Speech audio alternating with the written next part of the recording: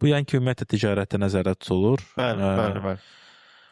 Bu çox böyük problemdir və hər zaman mən danışanda diskussiya aparan zamanda ticarətçilərə, treyderlərə deyirəm ki, trader elə bir şeydir ki, burada tək bir metod.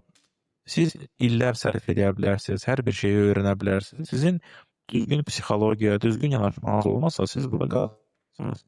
Çünki emosiyalar bu ən vacib belə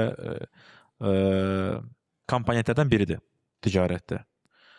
Bunun qarşısını əlbəttə almaq üçün disiplin deyilir də, self-disiplin olmadı, nizam-intizam.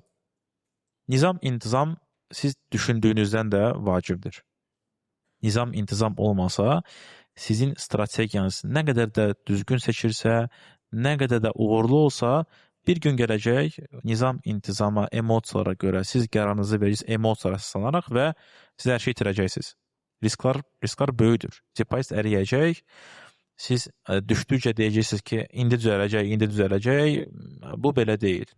Yəni burada tamah hissi də var, deyərdim. Emosional stabil olmaq lazımdır.